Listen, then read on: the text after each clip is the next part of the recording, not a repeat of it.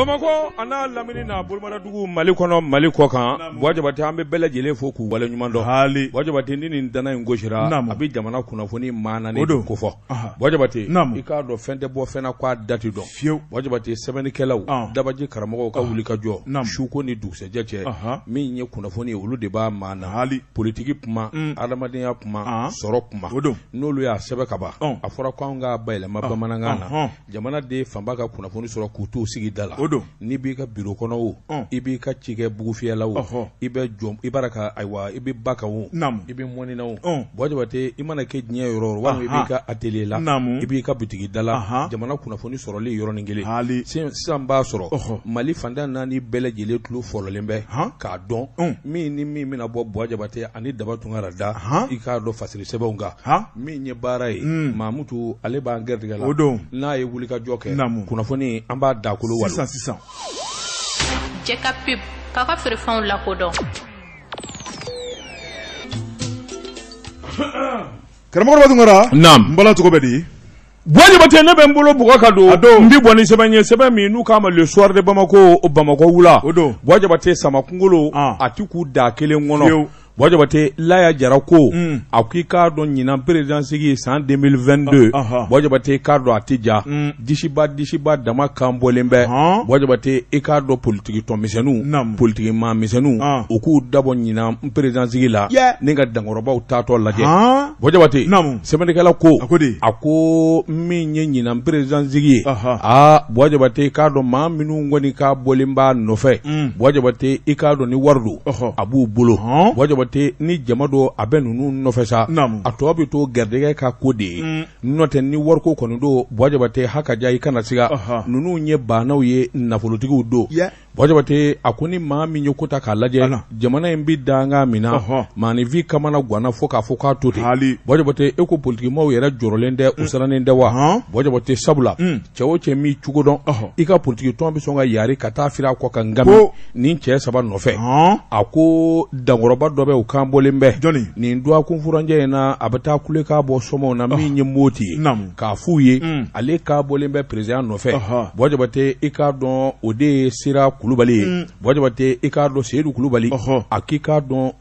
nafaba bala nafolotigi bado bana yere do wajabate asinzi nyoro kabo min dalimba nofe oye Mamadou Igwaru Jaraye ministru korodo bangi tigido wajabate ikado afana min ye nafolo ye mata nyiniga olo fana bafe sabula ni wulika jon ni tabolo jetemene ibaye ka fo hal president sigi temene na 2018 Mamadou Igwaru Jaraye kunya chefolo ye ayi kambo ikado ayele yera kosobe wajabate ako ni ya takalaje ni dangoroba damanda mi nolu ka bolembe wajabate akika don abigele kosobe mi ngoni ye politique to misenu nye walma politique ma wara ki kambo ka fo ina nyesoro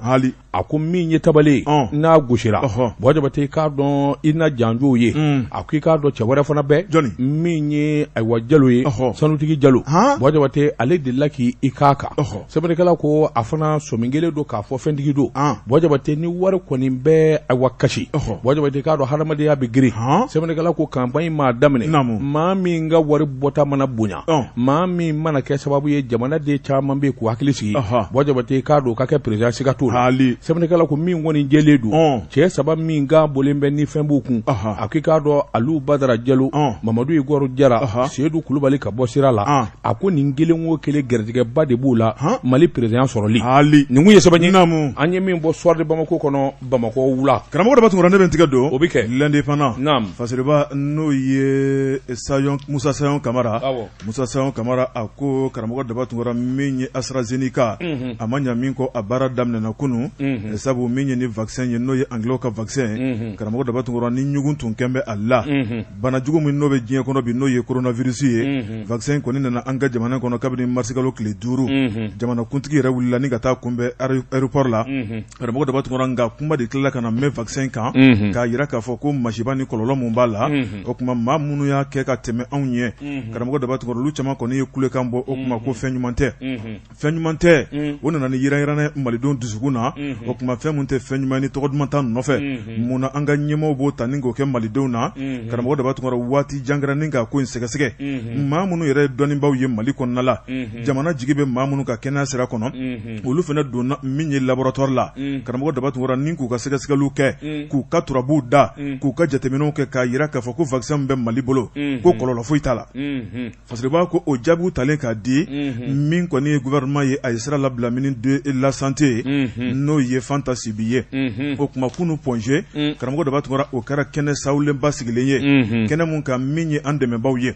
min ye vaccin yɛrɛ ye k'a ta ka bɔ anglais fɛ ka se an ka jamana in kɔnɔ karamɔgɔ daba tun nin bɛɛ lajɛlen tun bɛ kɛnɛ kɔnɔ o kuma min kɔni ye ministre yɛrɛ ye n'ale ye ko yɛrɛ kuntigi ye karamɔgɔ daba tun a ko n'i ye sogo di maa ma sufɛ i b'a sifa f'a ye a ko ni vaccin mun filɛ nin n'a bɛna kɛ malidenw na n'olu kɔni y'u kankɔrɔ ta k'a yɛrɛ k'a fɔ ko kɔlɔlɔ t'a la masiba t'a la karamɔgɔ daba tun kuma k'ale yɛrɛ fɔlɔ b'i sigi ka k'ale la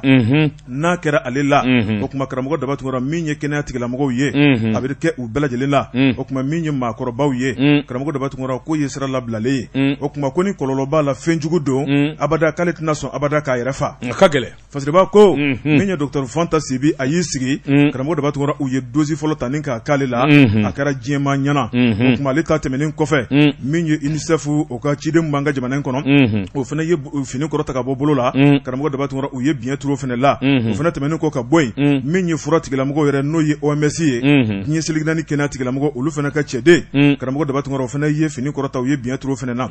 a ko a tɔ tora maa jumɛn ye o de ye hôpital du Ponge kɛnɛya tigilamɔgɔw o kuma bɛɛ k'i sigi maa ma bɔ maa la karamɔgɔ daba tun o fɔlen ye min kɔni aran ye fo maaw bɛ ɲɔgɔn digidigi bɛɛ ko o kuma joona joona ye n ta ɲɛnabɔ min ye ɲɛma olu ta kɛra ka ban o kuma anw bɛ mun de makɔnɔ bilen karamɔgɔ daba tun min ye juwakun 3 kɔnɔna ye min kɔni ye nin dosi fɔlɔ ye a baaraw bɛna boloda n'i y'a lajɛ n'ale kɔni bɔra yen karamɔgɔ daba tun u bɛ sɔrɔ k'a munumunu ka se dugudenw ma min ye banabaatɔw fana ye o kuma baara fɔlɔ in kɔni bɛ ka ta k'a ɲɛsin ɲɛmaw ale ni furakɛlikɛlaw la a ko nafolo mun bɛ ka don nin na karamɔgɔ daba tun a bɛ t'i jɔ 200,000 ni kɔ la a ko Mali ye dɔ bɔ min ye an dɛmɛbaaw ye olu fana ye dɔ bɔ a ko siga kɔni tɛ min na min ye vaccin 396 o de bɛ an ka jamana in kɔnɔ an bɛ don min na ko bi juwakun 3 baara don n'o kun cɛra o kuma k'a tɔw bɛ wele ka na an ka jamana in kɔnɔna la o kuma ko ka kuma dɔ fɔ ka nɔgɔ b'o la min ye pikiri fan o fan karamɔgɔ daba tun ko n'i y'a turu i la o kuma ko hali k'a da biɲɛ mun bɛ don sogo ni golo ni ɲɔgɔn cɛ o kuma ko kɔlɔlɔ tan tɛ o kuma min ye kuma dɔ la pikiri gansan k'a bɛ mura bila dɔw la a bɛ fariŋɛɲɛ bila dɔw la karamɔgɔ daba tun k'o tɛ waati janko ye o ye waati kunkurunin ye malidenw ka tigɛ a kan k'a da la k'a fɔ ko min ye ni AstraZeneca ye karamɔgɔ daba tun ko an k'an da k'a bila an kunkolo la ko kɔlɔlɔ misi gara jarati t'a la k'an bɛ ka min fɔ an ni ɲɔgɔn cɛ k'o ye kari kɔnɔ kuma ye kunungo ani kunasini dɔw bara ka yaala du ni ɲɔgɔn cɛ ko pikiri ne yɛrɛ ka denbaya ye n wele n k'u kana fɛn kɛ fɔlɔ dɛ n ko n'a m'a ɲɛ sɔrɔ minisiri kɔni ta kɛra ayiwa an y'o ye télé la tabarikala ni kɔlɔlɔ b'a la ale kɔni tɛna sɔn abada ka k'a la a bɛ gɛlɛya o kuma an ka da la kunnafoni filɛ nin ye an ye min bɔ indépendant kɔnɔ a ka bi bɔli don karamɔgɔ Wajibatɛ ne bɛ n keleku n bɛ bɔ ni sɛbɛn ye sɛbɛn min n'u k'a ma la sentinelle jɔyɔrɔ kɛlenw o don Wajibatɛ i k'a dɔn sɛbɛnnikɛba a tɔgɔ de ko BS Jara BS Jara ko a k'i k'a dɔn a wɔtɔw olu bɛ bɔ ko la tuma min o bɛ k'anw dun kuma ye Wajibatɛ a bɛrɛ ta o de kan ka kɛ sababu ye jateminɛ ni sɛgɛsɛgɛli kan ka kɛ keleku ni fiɲɛ min kɛra tɔw fɛ o ɲɔgɔn na ka n'an sɔrɔ o de la Bamakɔ maire ba min ye Adama Sangare i k'a dɔn a ye ŋaniya kɛ ka wuli ka jɔ kɛ sariyabolo dɔw tali don a wa moto taxi ko la Wajibatɛ moto taxi Bamakɔ kafo a n'a lamini diyagoya de bɛna kɛ moto taxi o moto taxi carte grise bɛ k'a la plaque d'immatriculation n'o ye a plaque ye o bɛ k'a la wa a bɛɛ lajɛlen de bɛ peindre k'u kɛ a wa nɛrɛmuguma ye n'o ye jaune ye Wajibatɛ o tɛmɛnen kɔfɛ u man ka tɛmɛ boli hakɛ min kan o fana bɛna sɛbɛn k'o jira sɛbɛnnikɛlaw ko nin sariyabolo in dalen don min ye Adama Sangare nka a kɛli a n'a timɛni o de bɛ ɲini ka sumaya kosɛbɛ sabula min ye polisiw ye minnu bɛ circulation na sariyakisɛ foyi ma d'u ma i k'a dɔn ani yamaruya foyi ma d'u ma u kan ka min da ka moto taxiw sɛgɛrɛ sɛbɛnnikɛla ko a ti mɛn bilen ko ninnu bɛna kɛ jateminɛw de y'a jira moto taxi yɛrɛ jamana minnu na kɛrɛnkɛrɛnnen ɲɛna i n'a fɔ Kamiru jamana Jabate k'a dɔn a ye tiɲɛni caman don olu kun dugu min bɛ i ko Douala accident 7 Jabate i k'a dɔn accident 10 o 10 i b'a sɔrɔ 7 bɛɛ lajɛlen moto taxiw ye o yera Kamiru jamana na o tɛmɛnen kɔfɛ bingani suɲɛni Jabate k'a dɔn hali maafa yɛrɛ i b'a ye k'a fɔ a yɛrɛ moto taxi tigi caman de la Kamiru jamana na o kuma minnu fɔra ni o nana ɲɛdɔn ONU fɛ ONU de y'a sɛbɛnw bɔ k'a sɛnsɛn a jirala k'a fɔ moto taxi ko i k'a dɔn a kɔlɔlɔ dan tɛ sabula maa caman de bɛ a bɔ farafin jamanaw na minnu di baara la a tila bɛɛ lajɛlen ye denmisɛnninw ye Jabate n'a fɔra ko bɛɛ lajɛlen ka kɛ moto taxi tigi ye Jabate k'a dɔn kolokalamaw ani binganikɛlaw ani sow bɛɛ lajɛlen bi don a la i t'a dɔn min ye min ye ka se k'a sɛbɛntiya k'a faranfasiya ka bɔ ɲɔgɔn na Jabate i k'a dɔn moto taxi i k'a dɔn numéro b'a la carte grise b'a la n'o sɛgɛsɛgɛra k'a ɲɛdɔn k'a fɔ nin den ni moto taxi ka kan Jabate o bi dɔ bɔ a ɲangata la sɛbɛnnikɛla ko boli hakɛ min fana kan ka kɛ gudɔrɔn kan o bɛɛ lajɛlen ɲɛnafɔ o de la ayiwa min ye adama ye i k'a dɔn a ye wulikajɔ boloda ni ka kɔn nin don ɲɛ min bɛ se k'a to a ko kana kɛ jahadi ye min ye Bamakɔkaw ye sɛbɛnnikɛla ko moto taxi taba a caman ye musolakaw de ye i k'a dɔn ayiwa caman bɛ yen u bɛ bɔ doafɛw la walima i k'a dɔn u bɛ taa ci telimanw na Jabate i k'a dɔn mototigiw ɲɛ don ka du la kosɛbɛ a ko a bɔ waasa ka dansigi ko la Jabate i k'a dɔn nin wulikajɔw bɛna kɛ o tɛmɛnen kɔfɛ min ye bolifɛn wɛrɛ ye moto ni sen saba n'an k'a ma ko katakatani Jabate sariya bolo fana kan ka ta ka ɲɛsin a ma tiɲɛ don a bɛ mɔɔ dɔw lafiya fa dɔw fɛ nka a ko ɲangatan dan tɛ a balawu dan tɛ a ma daminɛ fɔlɔ Bamakɔ Jabate i k'a dɔn u ka ɲɔgɔn da ani ka moto girin Jabate u yelen don la awa kuma bɛɛ i bɛ taa dɔn yarele a disi kan sɛbɛnnikɛla ko ni sarakisɛw taara Jabate a bɛ se ka kɛ sababu ɲumanba ye min b'a to i k'a dɔn u yɛrɛ b'u hakili sigi a bolili la Jabate nka n da ye n yɛrɛ ye n ye moto kelen sɔrɔ n yɛrɛ ye moto taxi ye Jabate sariya de kan ka don a bɛɛ lajɛlen la waasa a ɲɛ ka se ka dɔn o tɛmɛnen kɔfɛ a ɲinina fana k'a fɔ moto taxiw k'a fɔ ko jɔyɔrɔ kelen de bɛna k'u la i k'a fɔ ko place de ni moto taxiw place o yamaruya t'u bolo Jabate k'a dɔn san kalo 12 u k'an ka boli de ka munumunu ni maa min ye a jala tɛmɛdɔ ye o b'a fɔ moto taxi i b'o ta nka k'a fɔ bɛ taa daga ɲɔgɔn ka yɔrɔ dɔ la Jabate k'a dɔn sarakisɛ fana bɛna ta sɛbɛnnikɛla ko ayiwa min ye polisiw ye n'olu bɛ ayiwa sirabaw kan sarakisɛ bɛna ta ka d'u ma sɛgɛsɛgɛliw ni jateminɛ moto taxi o moto taxi carte grise bɛ k'i la plaque d'immatriculation bɛ k'i la wa i ka moto bɛ peinture k'a kɛ jaune ye Jabate ayiwa i man ka boli ka tɛmɛ nin hakɛ kan n'o fana yera k'a fɔ i bɛ girinba dilan buun Jabate k'a dɔn file bɛ fiyɛ la nka n ye min jateminɛ o de ye u ka kilomètre 2 bɛ mɛnɛ ɲɔgɔn fɛ o ye danger ye sufɛla fɛ kɔni n'i y'o ye min na o de ye moto taxi ye sufɛ kɔni n yɛrɛ fana y'a jateminɛ n y'a jateminɛ u bɛ kilomètre 2 bɛɛ k'a la bugaw fo n'a kun kɛra sa maaw ka dɔn k'a fɔ ko moto taxi don dɛ n'o tɛ kilomètre 2 kɔni i y'a fɔ cogo min na o ye danger ye dɛ o kɔrɔ i bɛ kobilen dɔ la nka ka su bɛ kɛ n'o ye fo u bɛ fɛ k'a yira maaw la moto taxi tɛmɛtɔla filɛ ni maa min mago bɛ na n'an y'u sɔrɔ san t'u ɲininka Jabate i k'a dɔn ayiwa moto taxi ne ma gɛlɛyaba y'a la an minnu bɔra n'a bɛ san caman bɔ Afrique centrale yan fan ninnu k'a daminɛ Cotonou ka na ayiwa i k'a dɔn Benin yan fan fɛ a bɛ san caman bɔ hali Burukina a bɛ yen Mali ta in kɔni daminɛ na o tɛ san kelen bɔ nka i y'a dɔn Maliyɛn don dɔw ko la a bɛ kɛ n'a fɔ dɔw bɔtɔ nin ye tiɲɛ dɛ o de y'a gɛlɛma yɔrɔ ye anw ka ko ni maa si ta tɛ kelen voilà donc sarakisɛ minnu fɔlen don n'o fɔra k'a dafa a ka ca Ala fɛ i k'a dɔn ko caman b'a la o bɛ dabila nka fadenya fana o bɛ moto taxiw ani taxitigiw ni ɲɔgɔn cɛ o tɛ b'a la dɛ olu fana ɲɛ tɛnɛ ye ɲɔgɔn ye olu ka na bɔnnaw karamɔgɔ moto taxitigi dɔ y'a fɔ n ye a ko karamɔgɔkɛ n'i ma ɲɛ anw ma taxitigiw ɲɛ tɛnɛ ye anw ye n'u kura anw na circulation na u b'an zeere k'an zeere n'o aw fana ye dɔ b'u ka sɔrɔ la koyi n ko aw fana ye dɔ bɔ taxitigiw ka sɔrɔ la koyi a bɛ nin cogo in na duguba don nka ni jamana kun y'a jɔ a jɔyɔrɔ la Jabate an tɛ se nin si ma ni ayiwa bolifɛn foroba bolofɛn ni a bɛ boli kɛ i n'a fɔ ayiwa bisiw ni karu n'o bɛ boli kɛ a tɛ se nin si ma a tɛ se o ma voilà fiɲɛ bɛ jamana na Eta ma jɔyɔrɔ la dɛ. Nin kun ye sɛbɛn ye. Namu. An ye min bɔ Sentinelle kɔnɔ a ka bi bɔli la. Karamɔgɔ ne bɛ n tigɛ don. O bi kɛ. Le combat. Fasiriba n'o ye ayiwa Lasini Kulubali. Lasini Kulubali karamɔgɔ Daba Tunkara a ko Bunti. Bunti karamɔgɔ Daba Tunkara kabini kalo damadɔ. Fasiriba ko min kɔni ye Faransikaw ka barikani. Olu y'o to sanfɛ ni ka mugu jugu mun fili ka jigin kɔɲɔkɛlaw kan. Karamɔgɔ Daba Tunkara jateminɛ minnu tun bɛ ka kɛ jɛrɛjɛkulu fɛ. Min ka baara kɛra k'a sɛgɛsɛgɛ min kɔni ye nin faali jugu in ye. U jo b'a la u jo t'a la. Min fɔra k'a yira k'a fɔ ko Banmanci terroriste don. Karamɔgɔ Daba Tunkara ni buntikaw y'an nkalontigiya. Fasiriba ko min ye MINUSMA n'ale diɲɛ seleke naani tɔnba ye an ka faso Mali kɔnɔ. Olu ka cɛdenw kɔni ye sɛgɛsɛgɛli boloda. Min ye bunti dugu kɔnɔna yɛrɛ ye. Dugutigiw alimamiw ni ka taa bila dugu cɛbalenw la. Karamɔgɔ Daba Tunkara a n'u dafɛ dugu bɛɛ lajɛlen la. O kuma sɛgɛsɛgɛliw y'a yira k'a fɔ ko Faransikaw ye min fɔ ko nkalon don. Fasiriba ko min ni mugufili ye kɔɲɔkɛlaw kan. O kuma a nɔgɔni na Faransikaw y'a yira k'a fɔ olu kɔni tun ɲɛ bɛ Banmanciw de la. U bɛ ka labɛn sabati n'o ye terroriste ye. O kuma min ye MINUSMA ye. Karamɔgɔ Daba Tunkara olu ka nin sɛgɛsɛgɛli jaabiw bɛɛ lajɛlen bannen kɔ. O y'u kankɔrɔta ni k'a di diɲɛmaa ma. K'a yira k'a fɔ ko Faransi ye nkalon tigɛ. O kuma k'olu tɛna u bolo biri maaw ɲɛna ko ye. O kuma k'olu ka sɛgɛsɛgɛli min ye maafa jugu mun kɛra bunti. O kuma Karamɔgɔ Daba Tunkara k'a ma bɛn hali dɔɔni k'a digira u la.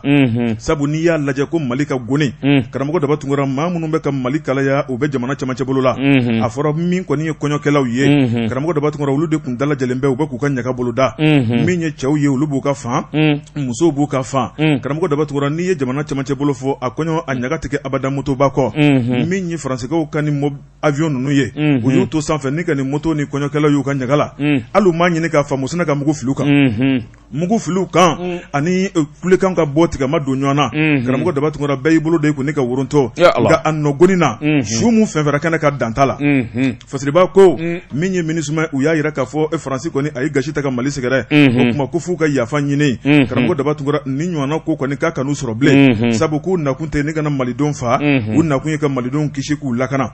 A ko min ye juguw ye. Olu bɛ yɔrɔ minnu na Karamɔgɔ Daba Tunkara o kan ka sɛgɛsɛgɛ k'o dɔn. Fili man ka kɛ jugu ale ni jamanadenw ni ɲɔgɔn cɛ. Fasiriba ko Karamɔgɔ Daba Tunkara ni kelen fo ka taa bila ni 30 ni kɔ. A ko k'a cayara fo ka dama tɛmɛ. O kuma Fasiriba ko min ye anw yɛrɛ ka jamana ɲɛmaa danga.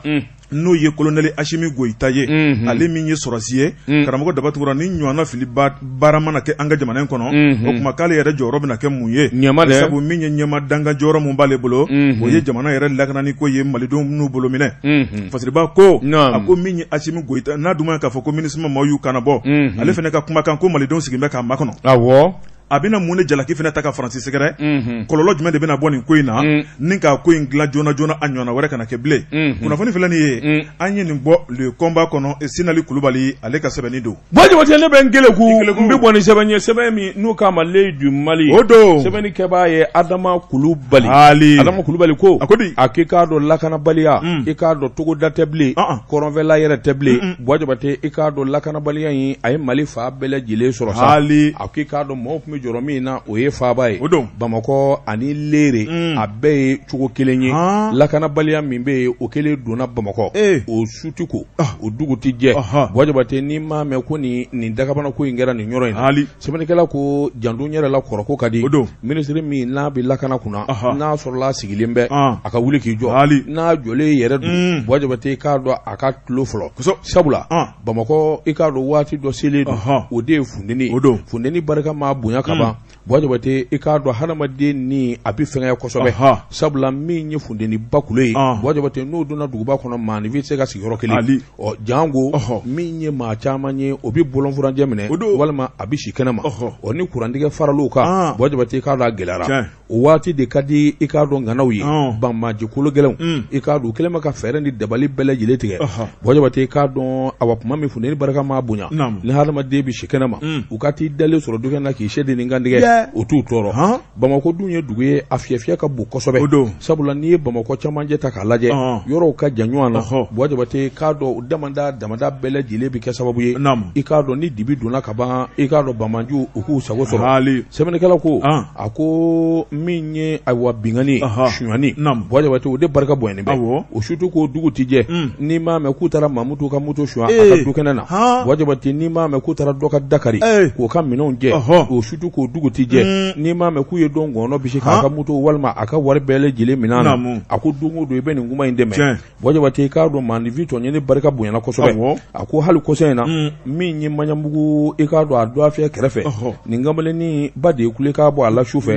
I k'a dɔn k'a fari man d'a la dugu yɛrɛ kun jɛla koyi 5 heures du matin 6 heures du matin Bɔjabate cɛnin ye moto ta k'a bi ba dɛmɛ dɔgɔtɔrɔso la u sina ka taa sira da ɲɛ k'a ngɔnɔ bisi ka moto bɔsi a la a n'a ba banabaatɔ sɛbɛnnikɛla ko foyi ma to ba in ɲɛju kɔ a ko nin ko in damanda de ka gɛlɛn a ko an bɛ don min na ko bi Bɔjabate k'a dɔn ayiwa min ye daw ye walima bitigibaw walima bangiso ka t'olu Dakari Bɔjabate k'a dɔn o de bɛ sen na sɛbɛnnikɛla ko o tuma minisiri min n'a bɛ lakana kunna I k'a dɔn sɔrɔdasi don a ye lakana kɛcogo a y'o ɲɛdɔn I k'a dɔn lakanaba bɛɛ lajɛlen b'a ka bolo kan gendarme polisi gardi nin bɛɛ lajɛlen b'a kelen ka bolo kan Bɔjabate k'a dɔn wulikajɔ de kan ka bolo da I k'a dɔn fɛɛrɛ ni dabali min tigɛlen d'u bolo a yelen don sabula ka bɔ I ka so ka taa yɔrɔ dɔ la Bamakɔ kabini fitiri I ni lakanabaa dɔ bɛ minɛ min b'i ɲininka I ka sɛbɛnfuraw la a ko dɔ de kan ka far'o kan hali bi n'a ka bin min bɛ se k'a to dansigi bɛ kɛ nin ko nin kun ɲɛsɛbɛn ye Adama Kulu bali ka sɛbɛn don an ye min bɔ l'œil du Mali kɔnɔ maliden ɲɛden info matin sɔgɔmada la kunnafoni karamɔgɔ dɔ b'a tun kɔrɔ Fasiliba n'o ye Modibo Kone Modibo Kone a ko I bɔra ka min fɔ sisan n'o ye lakanako ye an ka jamana in kɔnɔ karamɔgɔ dɔ b'a tun kɔrɔ kalo salen n'o ye mois de mars ye a ko mois de mars a kalayara baki karamɔgɔ dɔ b'a tun kɔrɔ a ko n'i ye mois de mars lajɛ a ko k'a tali diyara malidenw ye koyi sabu ni mun bɔra kɔnɔ k'a dagosi bonyara Fasiliba ko a ko n'i y'a lajɛ Bamanci terroriste u ɲɛmacinen don ka kɛ malidenw na a ko min kɔni hɛrɛma kɔnɔ Mali ni Burukina dancɛ la a ko jugu min kɔni douane karamɔgɔ dɔ b'a tun kɔrɔ ka taa bila gendarmerie la u ye tasuma don mobile la ale ni bureau ni ka tila ka nin bɔ kɛ Fasiliba ko o tɛmɛnen kɔ o kɛra mois de mars kɔnɔ min ye hali bi san o gendarmerie karamɔgɔ dɔ b'a tun kɔrɔ u taara tasuma don la ni ka tila ka nin bɔ kɛ yen o fana ma tɛmɛ ka bɔ yen min ye sɔrɔsi denmisɛnnin maa 33 T-City u y'olu kunbɛn ni k'olu fa karamɔgɔ dɔ b'a tun kɔrɔ min ye Medina Kura n'o ye Mopti ye I b'a ye k'a fɔ yen polisiso karamɔgɔ dɔ b'a tun kɔrɔ u taara tasuma don fana na maa kelen nin tor'o la Fasiliba ko hali bi min kɔni ye Majaku ye o kuma u taara o gendarmerie la ni ka tila ka taa maa kelen fana fa ye Fasiliba ko min ye nɛgɛla o gendarmerie karamɔgɔ dɔ b'a tun kɔrɔ tasuma don la ni ka yen dakolon ci a ko hali bi a ma ban min ye leere I b'a ye k'a fɔ u taara min kɔni finitigilakaw dagayɔrɔ ye karamɔgɔ dɔ b'a tun kɔrɔ ni ka taa yen fana kɛ bugurijɛ ye a ko nin bɛɛ lajɛlen kɛra mois de mars de kɔnɔ Fasiliba ko mois de mars kɔni a kalayara Bamanciw bolo karamɔgɔ dɔ b'a tun kɔrɔ Bamanciw bɛ mun nɔfɛ maliko in na ten sa n'i y'a lajɛ min ye an ka lakanabaw ye olu de kɔni yelen bɛ u dagayɔrɔ kɔnɔna na ni ka t'u sigilen sɔrɔ k'u fa karamɔgɔ dɔ b'a tun kɔrɔ walima u bolominɛw ka baarakɛminɛw ni k'u salo ka taa n'o ye a ko maa minnu bɛ ka nin kɛ karamɔgɔ dɔ b'a tun kɔrɔ u bɛ pan sanna wa u bɛ pan dugu la wa karamɔgɔ dɔ b'a tun kɔrɔ maa ma kɛ Ala ye k'o dɔn n'o tɛ n'i y'a lajɛ min ka duguba k'a cɛci maa minnu sigilen bɛ dugu bɔdaw la ni ka taa bingali ta k'olu sɛgɛrɛ karamɔgɔ dɔ b'a tun kɔrɔ ni ka tila ka tunu tuguni u bɛ taa yɔrɔ kelen jumɛn na k'o de kamanagan bɛ malidenw na hali d'u ma min jaabi sɔrɔ Fasiliba ko n'i y'a lajɛ mɔbili minnu jenina nin kalo kelen kɔnɔ ni minnu bɔra nin kalo kelen kɔnɔ nafolomaminɛ minnu tiɲɛna nin kalo kelen kɔnɔ k'a dagosi bɔra Mali ma fo k'a dama tɛmɛ Mali bɛ ɲɛji la Mali bɛ tɔɔrɔ la karamɔgɔ dɔ b'a tun kɔrɔ ko waati dɔ kuma sera sa sabu min ye kuma duman fɔ ye caman kɛr'o la ten sa Bamanciw u bɛ ka malidenw tɔɔrɔli mun kɛ karamɔgɔ dɔ b'a tun kɔrɔ ko fo tiɲɛni ka fɔ malidenw yɛrɛ sa mun de bɛ nin ko in na a tiɲɛ ka fɔ mɔgɔw ye mun de dogolen bɛ yen kunnafoni filanin ye an ye min bɔ info matin kɔnɔ a ka bi bɔli don Bɔjabate an bɛ Tezara premier min o bɛ bɛn ni ka sɔrɔ ka segin kan sisan jɛ ka pub k'a ka feerefɛnw lakodɔn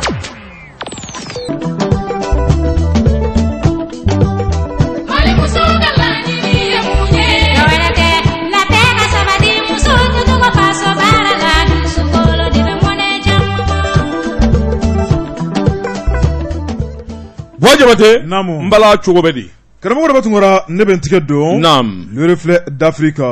Fasiriba n'o ye Mohamed Kamara. Mohamed Kamara a ko an ka taa Moribabugu. Moribabugu ale bɛ Bamakɔ ani Kɔrɔnfɛla cɛ. Karamɔgɔ dɔ b'a tun kɔrɔ min ye lakanabaliya ko kuma ye jamana in kɔnɔ. Moribabugukaw fana kamana guwanen bɛ. Ayiwa. Fasiriba ko a ko n'i y'a lajɛ min ye k'a daminɛ janvier kalo. Ka n'a bila an bɛ san kalo 3nan o kun cɛra. Ni ka kalo 4nan daminɛ Fasiriba ko nin kalo 3 kɔnɔna la. Moribabugukaw karamɔgɔ dɔ b'a tun kɔrɔ ka sigi ma diya u la. Sabu n'i ye kow lajɛ su tɛ ko abada ka dugu jɛ n'u ma bamancɛ wale dɔ mɛn Moribabugu.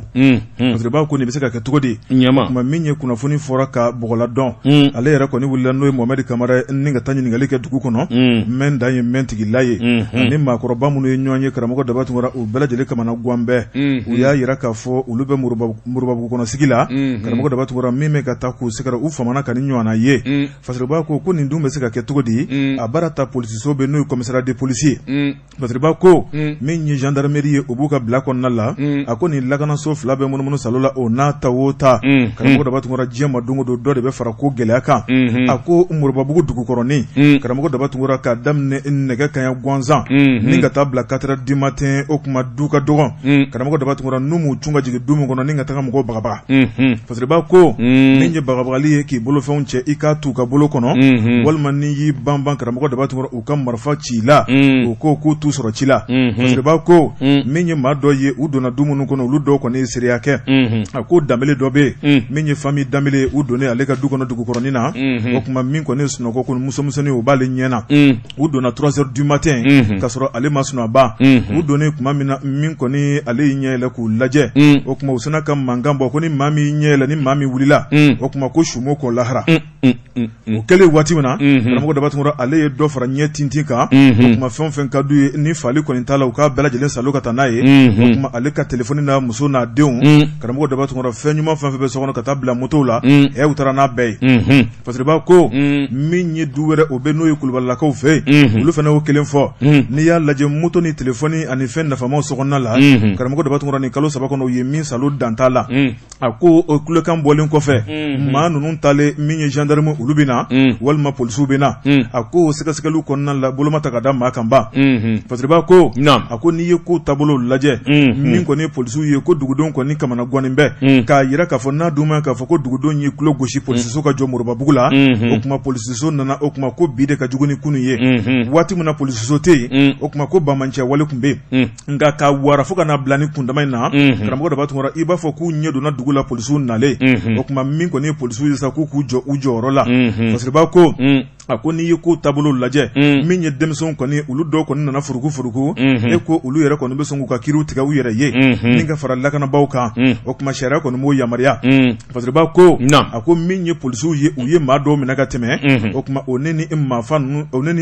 ni bolominɛnw tɛ fankelen fɛ o kuma ko a mana tigɛ daw da la bɛɛ lajɛlen kɔni ye bamanciw ye nka ko min bɛ fɔ polisiw mana bamanciw minɛ karamɔgɔ dɔ b'a tun kɔrɔ ni ka kalo 1 kalo 2 kɛ o maa kelen ka tila ka ye folofolo la kari kɔnɔna la a ko k'a bɛna ni dabali banbeleba ye a ko min kɔni ye kiritigɛlaw ye u kan k'a dɔn maa minnu bɛ jigilatigɛ kɛ maa minnu bɛ maa fa o bolofɛn nɔfɛ karamɔgɔ dɔ b'a tun kɔrɔ ni bolo taara k'a da olu ka abada k'u man ka labila waati kunkurunin kɔnɔ o kuma ko nin bɛɛ lajɛlen kɔni bɛna ni farifa ye dugudenw ni ɲɔgɔn cɛ. Fasiriba ko a ko n'i ye ko taabolo lajɛ Moribabugu ni Bamakɔ o ye nu ni da ye olu fana dɛsɛ bɛ ka sunɔgɔ o kuma ko hali bi ko an ma tila fɔlɔ jamana in lakana ko la dɛ ko ni filɛ nin ye an ye min bɔ reflet d'Afrique kɔnɔ a ka bi bɔli don. Wajibi tɛ n bɛ n bolo bɔgɔ ka don n bɛ bɔ ni sɛbɛn ye sɛbɛn min n'u k'a ma la mutation o don sɛbɛnni kɛbaa a tɔgɔ de ko Sayidu ko Mali ani Marɔku jamana e k'a dɔn an ye ɲɔgɔn sɔrɔ dolantanna ni hakili b'a la a bɛ ne ka kalo 1 bɔ Jabate k'a dɔn jɔnjɔ kɛnɛ kan u k'o de ma Coupe d'Afrique des locaux Jabate i k'a dɔn min ye Mali ye a ye kunkɔrɔta nisɔndiyaba sɔrɔ sabula malidenw nisɔndiyara fa bɛɛ lajɛlen na ko ka taa se finali kɛnɛ kan Jabate i k'a dɔn finali la i k'a dɔn Mali bɔra ka bin gaki Mali binnen Jabate a don ni bi cɛ maa caman b'i yɛrɛ ɲininka mun ni mun kɛra yarɔ ni ko tiɲɛna Jabate gundo bɛ da kɛnɛ kan sɛbɛnnikɛla ko Mali ka batili Marɔku jamana na Jabate Mali ka batili Marɔku fɛ Cameroun jamana na Jabate ko nasi ko de don nasi ko nasi de y'a to an batira Bojabate i k'a dɔn ni nin fɔra i kamana bi guwa ɔ i y'a dɔn farafin jamana bɛɛ lajɛlen ye kelen ye min ye nasi i k'a dɔn ani dabaliw i k'a dɔn balɔntanaw u dabɔ ko in na bi k'u dan bɛ ko in na kosɛbɛ Bojabate o balɔntanaba ka dɔgɔ i k'a dɔn o ndolata jɛkulu ka dɔgɔ i k'a dɔn hali tubabu jamana équipe dɔw bɛ yen Bojabate min ye dabali ni nasiko ye i k'a dɔn a bi caman kun na tuma min Mali bi taa i k'a dɔn nin kɛnɛ in kan entraîneur national i k'a dɔn ani ayiwa joueur dɔ u taara jamana in moriba dɔ fɛ yen o ye nasi d'u ma Bojabate i k'a dɔn nasi sugu fila don n'u sera final la ɔ nasi min bi mu o ni tɔ minnu bi mu o tɛ kelen ye Bojabate sɛbɛnnikɛla ko balonda daminɛna i k'a dɔn balondaw match o match nasi in bi di balondanaw ma bɛɛ bi i sɛbɛkɔrɔ mu sɛbɛnnikɛla ko i k'a dɔn finali don nasi de falenna mun ye nasi falen sɛbɛnnikɛla ko i k'a dɔn comité exécutif olu mɔɔw fana nana ni nasi wɛrɛ ye Bojabate k'a dɔn ka n'o di entraîneur ma k'a ka nasi dɔ in to k'u ka nin mu ko o nasi falen dɛ ko nun jane Bojabate sɛbɛnnikɛla ko n'u janɛ i y'a to a fɔ ale don a ko i k'a dɔn ayiwa min ye fédération mɔɔw ye u nana ni nasi min ye ale ko ayi ko dɔ b'a bolo a dan b'o la u ko nin bila n'i ma nin bila i k'a dɔn ayiwa min ye san 2 contrat ye i y'a dɔn o kan ka d'i ma n'i ma nin bila o tɛ d'i ma dɛ Bojabate i k'a dɔn kabini o kɔni kɛra sɛbɛnnikɛla ko i k'a dɔn joueurs ye nasi falen u kamana ganna sa ayiwa balonda daminɛnen Desoro Mali kɔni ma se ka ɲɛ sɔrɔ kabini o kɔni kɛra sa Bojabate k'a dɔn awa dɔw kɔni bara k'a fɔ n'i y'a ye Mali batira u ye nasi falili min kɛ o de don sɛbɛnnikɛla ko hakaja morikɛ in kɔni kuma fɔlen morikɛ min ye nasi d'u ma o dimina o y'i kale k'a fɔ ale tɛ nasi wɛrɛ di Mali balɔntanaw ma sabula i k'a dɔn mɔɔw ka baara u b'o kɛ f'u ye Bojabate k'a dɔn nin ko ninnu nasi tɛ balɔnda a tɛ dɛmɛ kɛ nasi bɛ balɔn ta cogo di sa nasi bɛ balɔn ta i y'a fɔ cogo min na o dan b'a la dɛ Bojabate namu super biton de Segu ani Stade Malien ka balonda Bojabate i k'a dɔn an nana ni mori dɔ ye anw nana ni mori dɔ ye ka bɔ Segu i y'a dɔn a don i k'a dɔn ni hakili bɛ coupe in na Stade Malien Desoro biton a y'a égaliser an taara tiro bit la Amari Dawu o don dondo b'a tan fila file la Ala ka hinɛ na Segu kaw ka mari foyi kuma d'a ye diɲɛ na Segu ka to a sɔrɔ i k'a dɔn a ka fɔ nin kubu in dara Segu pour la première fois k'u y'a mari ka hakilina ye diɲɛ fɛn o fɛn b'a bolo a y'a don balonda la o kɛra nin mori kangara in an n'a bɔra Segu jamana na Bojabate i k'a dɔn hali baji a mana baji fɛ munumunu de kɛra n'a ye fo yan sabula a fɔra ko ne Bamakɔ ba in sago n'i ye fɛn o fɛn kɛ i k'a dɔn a tɛ ɲɛnabɔ o nana anw ɲɛ une semaine a logele kun don Amerika étage min filɛ suguba camancɛ la morikɛ in kun bɛ yen Bojabate k'a dɔn walaha de tun b'a bolo walaha nɛgɛma walaha nɛgɛma a cilen don a kan a bɛ bila tasuma de la fo ka taa fɔ 90 minutes banna ni tasuma ma sa an tɛ bati Bojabate kamalenkɔrɔ cɛ 3 talen bɛ charbon bɔrɔ sigilen don gazi bɛ yen walaha bɛ tasuma kan buga Stade Malien bi Stade Malien bi morikɛ sigilen f'a bɛ yɛlɛ ko foyi ma kɛ an nana égaliser a ma ja dɛ Bojabate a égaliser an dora walaha gazi min bɛ yen n'a kan ka da gazi kan gazi banna charbon mɛnɛna an bara k'a fifa buga Bojabate a kɛra n'a fɔ dɔ de ye bili wo de suara ka na ji suru tasuma na ka morikɛ ɲɛ f'i ye 90 minutes bi ban morikɛ f'i ye n'a tɛ foyi ye tasuma sara k'a fifa ka dɛsɛ anw ye kogo ta kabini morikɛ ɲɛ f'i ye dɔrɔn k'ale ɲɛ f'i ye ne ko anw dora a la an minnu ye tasuma fifalaw ye kalandenw anw ye kogo ta an y'a ɲɛna ka don suguba kɔnɔ o se i k'a dɔn ayiwa Stade Malien ala cɛni tɔgɔ Yaba ala o don défenseur kwale dɔ b'an bolo ko Yaba Frazier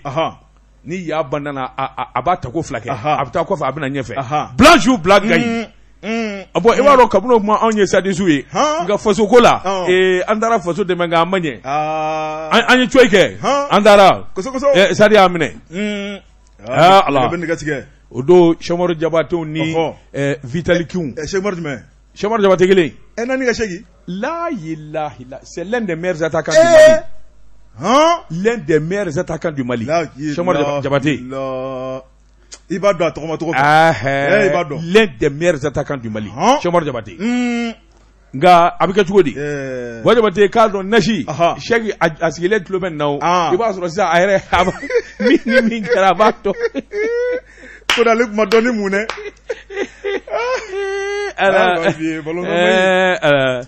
balonda ni bi ballon ta a tan a nasi ni a sɛbɛnko Buwa Jabate o jɔra ka dɔgɔ a la nin kun ye sɛbɛn ye an ye min bɔ la mutation kɔnɔ a ka bi bɔli la karamɔgɔ de bɛ tun ko an tɛ bita bila yan waati n'a ka waati ma se bita an b'a bila yan Buwa Jabate i k'a dɔn kara ka fura k'a ka fura i k'a dɔn hadamaden cɛya bazɛn koli k'a jɛ Buwa Jabate k'a dɔn a wa kɔnɔnabana fɛn o fɛn bɛ yen i ka kisi a ma k'a ka fura a bɛ radio jɛgɛfɔ gardien bolo Amadu Buwa Jabate a bɛ kɛ sababu ye hadamadenya k'o sɛbɛn kɔrɔ sinsin ka kɔnɔna in bɛɛ lajɛlen ko k'a jɛ n'i ye fura in da don min a dugusɛjɛ Buwa Jabate n'i taara bawule kɛ i yɛrɛ bɛ suma mɛ i b'a dɔn k'a fɔ fɛn dɔ bɔrɛ kɔnɔ Buwa Jabate i k'a dɔn n mamuso ka fura dakabana fura cɛya k'a jija cɛya k'a jadon maa na a fɔ n mamuso ka fura a bɛ Amadu bolo radio jɛgɛfɔ gardien bita kɔni e ko an t'a bila yan an bɛ bila yan dɔ kɛra Buwa Jabate